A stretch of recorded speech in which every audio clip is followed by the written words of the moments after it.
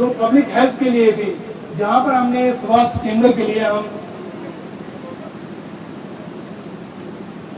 स्वास्थ्य केंद्र के लिए स्थापना कर लेंगे, एम्बुलेंस का और टीकाकरण का भी हम यहाँ पर हमारे प्रावधान है। आपको रात के भी कहीं पर आपको एम्बुलेंस जरूरत पड़ेगी तो आपको कोई परेशानी की जरूरत करने की कोई जरूरत नहीं होगी।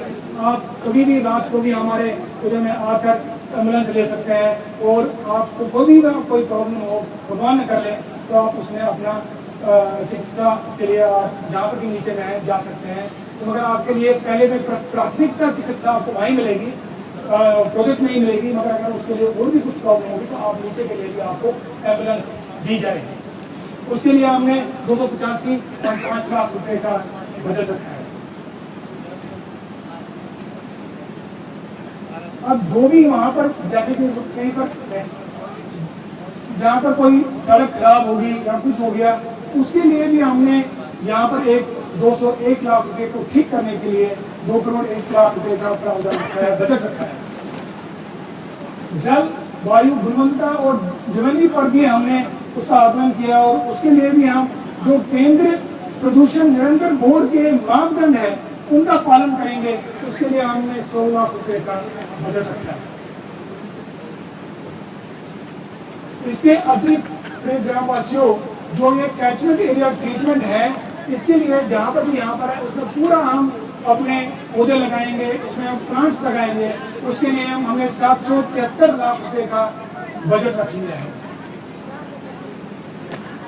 खादान रेस्टोरेशन क्वारी जो बोरो एरिया है उसके लिए हम 11.01 वो भूमि ले रहे हैं, जिसके लिए हम गड्ढे अगर होंगे कुछ भी होगा उसको हम भरेंगे और उसको ऊपर से रिटेनिंग वॉल भी दे देंगे और उसके बाद में हम फल फूल और पौधे लगाएंगे। उसके लिए हमने 41 लाख रुपए का वो बजट रखा है। बायोडाइवर्सिटी के लिए हम एक बीएमसी का गठन कर लेंगे, कमेटी का गठन कर लेंगे और इसके लिए भी पैसे दे देंगे, जिसका हमने 199.4 लाख रुपए का हमने बजट रखा है।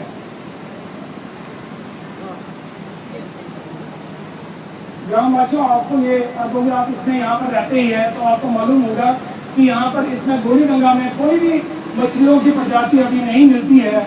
मगर जो हमारे दिल्ली यूनिवर्सिटी वाले काफ़ी वैज्ञानिक हैं उन्होंने उस पर काफ़ी संशोधन और काफ़ी इसमें मेहनत और मशक्कत कर ली और उन्होंने बोला कि देखिए जो मछलियाँ यहाँ पर इस एरिया के गोली गंगा के अनुकूल है वहाँ पर वो मछलियाँ उसमें लगाएंगे और फिर उन मछलियों को पूरा पालन कर लेंगे और उसमें आपको उधर में निःशुल्क जो भी प्रभावित होंगे और प्रभावित ग्राम होंगे उनको निःशुल्क वहाँ पर मछलियाँ पकड़ने के लिए भी वहाँ पर दिया जा सकता, परमिशन दिया जा सकता है और उसके लिए भी हमने बजट रख लिया है 15 लाख रुपए का आगे।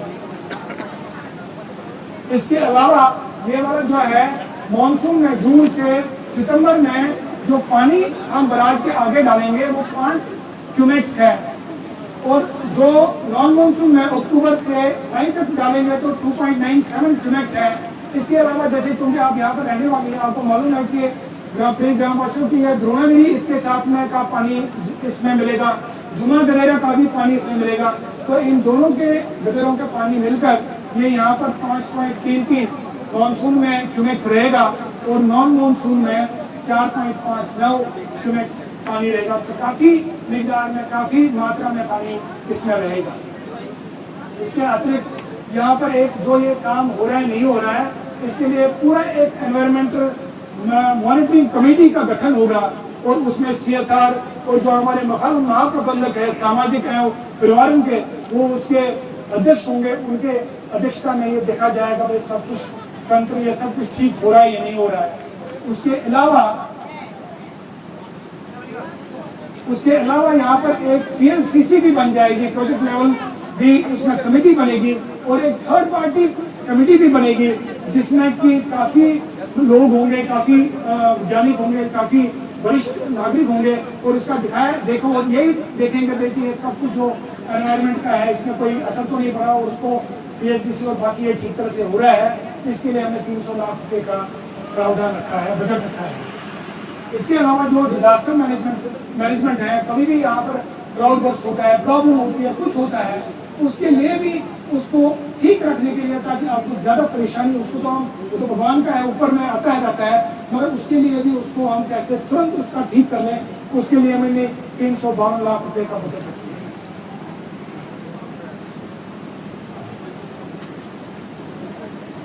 ये ग्रामवासियों, ये वाला जो हमारे, मैं 14 आपको कह रहा था, 13-14 जो इसका हमने आकलन किया है, ये पूरा एनवायरमेंट मैनेजमेंट प्लान जो हमारा है, इसका हमारा 5,043 लाख 50 करोड़ का हमने टोटल इसमें प्रावधान रखा है, जिसमें कि रिहेबिलिटेशन, पुनर्वास और पुनर्स्थापन योजना के लिए हमने 17.43 करोड़ का हमने बजट रख लिया है। अपने ग्रामवासियों को अब आपको इसकी भी काफ़ी उत्सुकता होगी कि भाई कि हमारी जो भूमि है कितनी जा रही है और उससे कौन कौन प्रभावित है, कितने हैं। हम सब चीज़ आपके सामने में एक पूरी किताब की तरह रखना चाहते हैं, ताकि आप पूरा, आपको में कोई संदेह न रहे। तो इसमें हम यहाँ पर उसके लिए बाद में पुनर्वास और पुनर्स्थापन योजना क्या है, इसलिए हम आपको ये भी बोलना चाहते हैं। इसमें जो हमारी भूमि जा रही है, भूमि हम ले रहे हैं, वो सारी हम फॉरेस्ट लैंड ले रहे हैं, और उसमें 92.44 हेक्टेयर हम फॉरेस्ट लैंड ले रहे हैं इस परियोजना के लिए, जिसकी, और इसके अलावा जो नाम भूमि है हम 3.83 हेक्टेयर ले रहे हैं, जिसमें कि 3 हेक्टेयर हम टेम्परेरी लीज पर ले रहे हैं, जो हम वापस दे देंगे 5-6 साल के बाद में, पूरा उसमें अच्छा करके देंगे, और 0.83 हेक्टेयर नाम भूमि हम ले लेंगे। टोटल हमारी जो भूमि है 96.96.27 हेक्टेयर होगी।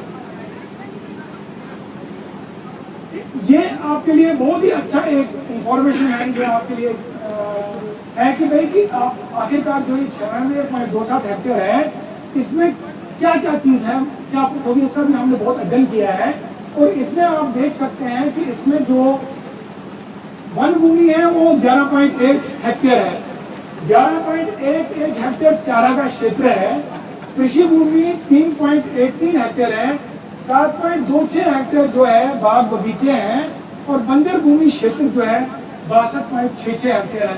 तो काफी मात्रा में बंजर भूमि है, जो कि 64%, यहाँ पर हमने फीसदी भी लिखा है, कितना परसेंटेज है, 96.27 हेक्टेयर का कितना बंजर भूमि है। तो ये बंजर भूमि जो आपके पास यहाँ पर पड़ी है वो 65% है, जिसमें कि आपका परियोजना बन रहा है। तो इसलिए आपको इसमें ज़्यादा वो मुश्किल नहीं है, हम इसको कोई फर्टाइल लैंड या नहीं ले रहे हैं। अब ये हम आपको बोलना चाहेंगे ग्रामवासियों, ये हमारी जो है ग्रामों से हमारी कितनी कितनी भूमि हम ले रहे हैं, मतलब यानी नाप जमीन नहीं, मतलब फॉरेस्ट में। तो उसमें जलन में हम 65.79 फॉरेस्ट लैंड दे रहे हैं, और मात्र 0.13 जो कि करीबन 6-7 नाली है, उसको हम ले रहे हैं। आप ये नाप लैंड ले रहे हैं, वो 65.92 है, इसमें जलन से भूमि जो है कुल भूमि है। इसके अलावा हम जुमा से 7.52 हेक्टेयर ले रहे हैं वन भूमि, और नाप जमीन हम 3.34 हेक्टेयर ले रहे हैं, जिसमें कि 3 टेम्परी है, और 0.34 जो है करीबन 15 नाली 16 नाली जो हम जमीन ले रहे हैं, वो हम ले रहे हैं नाप जमीन ले रहे हैं, जो दोनों मिलाकर 10.86 हेक्टेयर हो रहा है। और लोंग सिंगड़ी तमक से हम 19.13 वन भूमि ले रहे हैं, और 0.36 हेक्टेयर हम नाप जमीन ले रहे हैं, इसमें भी 15-16 नाली हम ले रहे हैं, और जो कि टोटल 19.49 हेक्टेयर हो रही है। और इसका जो टोटल है फिर उतना ही जो पहले स्लाइड में दिखाया था 96.27 हेक्टेयर हुआ। ग्रामवासियों आप ये देख सकते हैं कि भाई कि हमारा हम कितने प्रभावित हो रहे हैं, मतलब लोग हो रहे हैं। तो हम आपको बताना चाहेंगे भाई कि नाप जमीन में क्या क्या हो रहा है। तो जो ये हमारे तमक में है, तमक में 17 घर जो जिनकी छत मान लीजिए छत जा रही है, छत प्रभावित हो रहे हैं, जिसमें क्योंकि 18 वर्ष से ऊपर में जो है एक फैमिली हमें मान रहे, चाहे अगर एक छत हो मगर उसके बच्चे 18 साल से जो ऊपर है वो सारा अलग अलग फैमिली माना जाएगा, उनको अलग अलग पैसा दिया जाएगा। इसलिए ये 17 की जगह ये 31 फैमिली हो रही है, और इनसे ज़मीन हम ले रहे हैं 1.8 हेक्टेयर जो रह रहे हैं। मगर ये फॉरेस्ट लैंड है, जहाँ पर अभी आप देखते हैं कि तमक के पास में जो ऊपर में है ये फॉरेस्ट लैंड नहीं है, वो सिविल सोइल लैंड में है। इसके अलावा जो हम तमक से 16 जो उनकी घरों की नाप जमीन ले रहे हैं, जिनका वो फैमिलीज बन रही है, 29 फैमिली बन रही है, और 0.36 हेक्टेयर है जो कि करीबन 16-17 नाली है। इसको हम अपने प्लांट सामान साजो सामान जो परियोजना से है उसके लिए रखने के लिए ले रहे हैं। और पहले वाले को हम एक रोड बनाने के लिए शक्ति रोड बनाने के लिए ले रहे हैं। इसके अलावा जो हमारे जुमा है, जुमा की 6 छतें हम ले रहे हैं, उसका 6 के नीचे में जो हाउस होल्ड है उनकी 18 फैमिली बन रही है।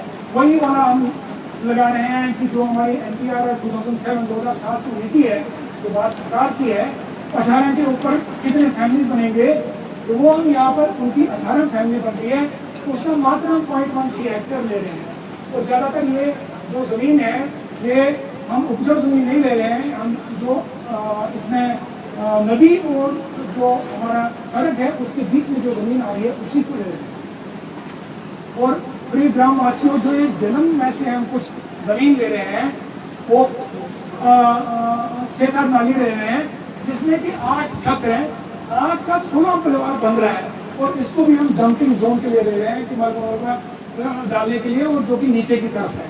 और इसमें जो टोटल फॉरेस्ट लैंड बना है 1.81 हेक्टेयर बन रहा है, और नॉर्थ लैंड जो बन रहा है 0.83 हेक्टेयर बन रहा है।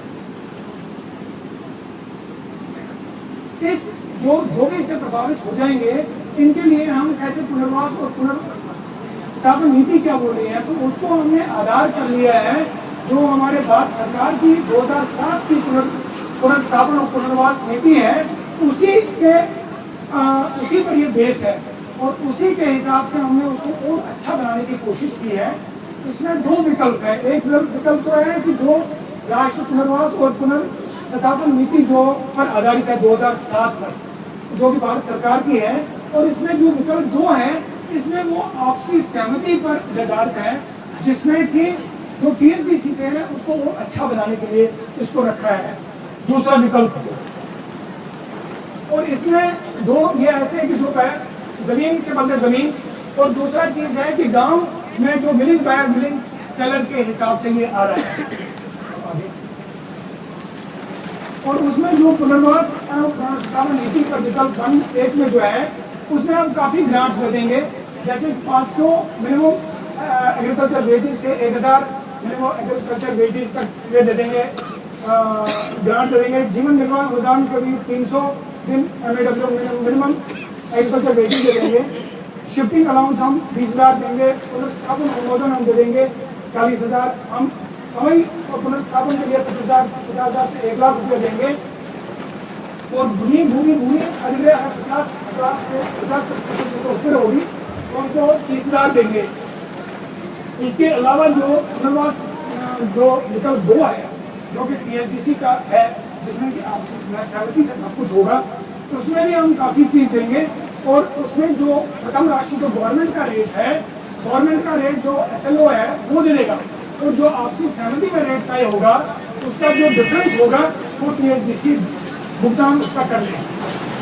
और जो ये वाला इसमें भी काफ़ी जो ऊपर में है, ऐसे ही हमने इसमें ग्रांट्स है 50,000 से 1 लाख रुपये तक, और 50% से अगर किसी की अधिक भूमि गई है तो उसको 30,000 रुपया दिया जाएगा। और प्रभावित परिवारों के लिए और क्या क्या सुविधाएं हम दे सकते हैं, इसका भी हमने यहाँ पर जिक्र किया है।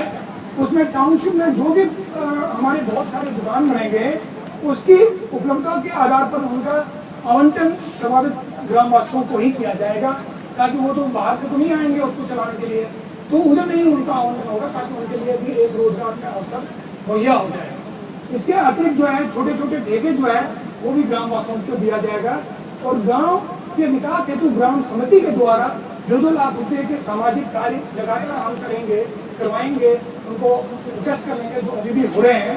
और वन पंचायत ऑब्लिक वो चारागाह भूमि के जाने के लिए प्रत्येक गृह स्वामी को 100 दिन का न्यूनतम कृषि मजदूरी का भुगतान 5 वर्ष के लिए कर लेंगे, जो बहुत ही अच्छा है और जिसकी बहुत प्रशंसा सब यहाँ पर जितने भी क्षेत्र में बाकी बड़ी बड़ी कॉर्पोरेशन है, तो उन्होंने भी इसकी प्रशंसा काफ़ी की है। क्योंकि TSDC ने अपने विष्णुगढ़ पीपल कोटी परियोजना में, जो कि एक वर्ल्ड बैंक की नीति के हिसाब से हो रहा है, उसके लिए उसको लाया है, तो उसी को हम यहाँ पर जो भी हम पक्षपात नहीं कर सकते, सबके लिए हम अच्छा रखना चाहते हैं, तो उसको यहाँ पर भी हम इम्प्लीमेंट कर रहे हैं, जिसकी काफ़ी प्रशंसा सरकार, उत्तराखंड सरकार ने, भारत सरकार ने और यहाँ पर जितनी भी कंपनीज है उन्होंने भी की है। अब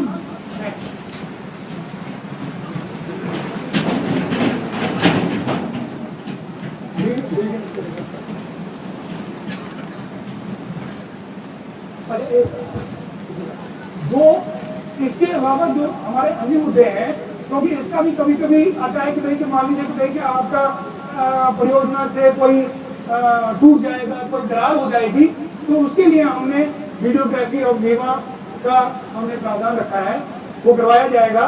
और वो प्राकृतिक जल स्रोतों को उपलब्ध में उसमें कोई पानी कम न हो जाए, उसके भी हम पूरा वीडियोग्राफी कर लेंगे भाई, ताकि पहले हो जाए कि इतना जल आ रहा है, अब आगे में हमारी वजह से इसका नुकसान नहीं हुआ है। इसके लिए उसके अलावा जो बाकी भी वैकल्पिक व्यवस्था है वो भी की जाए।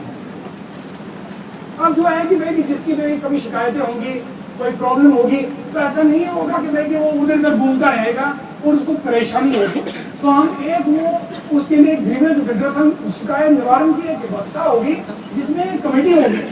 जिस कमेटी में जो यहाँ पर प्रभावित ग्रामवासी है उनके ही मैक्सिमम उनको भी प्राथमिकता दी जाएगी और उनके ही मैक्सिमम वहाँ पर कमेटी मेंबर्स होंगे और फिर उनके पास भी शिकायतें आएंगी और उसको शिकायतों को हम कभी भी लटकाएंगे नहीं। हम उसको बोलेंगे इसका तुरंत निवारण किया और एक समयबद्ध निस्तारण का लक्ष्य होगा, उसमें ये लिखा है हमने, और हम उसके लिए पूरा वचन समस्त निस्तारण का लक्ष्य इसके लिए होगा, ताकि गांव वासियों के लिए कोई भी परेशानी न हो जाए। इसके अलावा भी ग्राम वासियों हमने जो CSR में है, कॉर्पोरेट सोशल रिस्पॉन्सिबिलिटी, जो हमारी गवर्नमेंट कंपनी है, इसके आधार पर हम पूरा सर्वांगीण विकास चाहते हैं, उसके लिए भी हमने काफ़ी कदम पहल उठाए हैं। और उसके लिए जो हमने गत वर्ष में, पिछले वर्ष में 23 लाख रुपए का हमने उसमें खर्च किया है, पैसे हमने लगाए हैं। और उसके अलावा हमने बहुत काम कर लिए हैं, इसमें बहुत नहीं मतलब कि हमने काम अपनी तरफ से काफ़ी कोशिश की है और हम और भी अच्छा कोशिश और भी बहुत काम कर लेंगे, ताकि पूरा आपका सर्वांगीण और अच्छा आपका वो विकास हो और आपने खुशी और एक की लहर जोड़ पड़े। इसके लिए जो हमने अभी तक काम किया कि जलम में पैदल मार्ग का हमने निर्माण किया, ग्राम जलम जुमा कमक हेतु जनरेटर कुर्सियों तथा मेज का हमने कैंप लगाया, हमने क्रिकेट टूर्नामेंट का सफल आयोजन किया, हमने ग्राम सभाओं को के लिए काफ़ी समोरा किया। और इसके लिए इसमें हम आपको कुछ थोड़े से चित्र दिखाएंगे जो हमारे आपने अभी तक हमारे काम किए, 2 मिनट लग जाएगा। जो सामाजिक कार्य है तो हमने बर्तन का वितरण किया है, ये वाले सारे हैं। आगे नेक्स्ट हमने इसमें जनरेटर कुर्सियां भी पीछे में दे दी हैं। हमने क्रिकेट टूर्नामेंट का करवाया। हमने इसमें मुफ्त बस भी चलवाई थी पूरा 1 साल, और अभी हमारा उसमें अच्छी बस चलाना चाहते हैं, तो इसके लिए हम वो टेंडर स्टेज में है, तो उसको हम काफ़ी जल्द से जल्द उसको चालू कर लेंगे। ये बस हमने वो सीडीओ साहब ने पुराने वाले नीचे शाम साहब ने चलाई थी। इसके लिए हमने परीक्षण शिविर भी लगाया था, समस्त परीक्षण शिविर लगाया था, जहाँ पर वो हमने नंदप्रयाग में, जहाँ पर बहुत ही ग्रामवासी आ गए थे, तो लेडीज़ का भी हमने वहाँ पर किया था। उसमें ये भी एक बस भी आ गई थी, पूरा उसका दर्शन किया था और यहाँ पर वितरण भी किया था उसके दवाइयों का निःशुल्क शिविर किया था। और हमने कटाई बुनाई के लिए भी हमने ग्रामवासियों के लिए काफ़ी कुछ किया था। उसमें हमने उनके लिए कटाई ये हमने उनका काफ़ी सम्मान किया था, और हम आगे भी इनको अभी करते रहेंगे। और क्योंकि हम उनको महिलाओं को भी काफ़ी ऊपर उठाना चाहते हैं, ताकि वो वहाँ पर अपने चीज़ों को, हस्तशिल्प को और अच्छा कर सके। और वो देहरादून प्रगति मैदान में जितने भी वो लगते हैं, उसमें भी उनको आउटलेट मिल जाए कि अपने सामान को बेचने के लिए।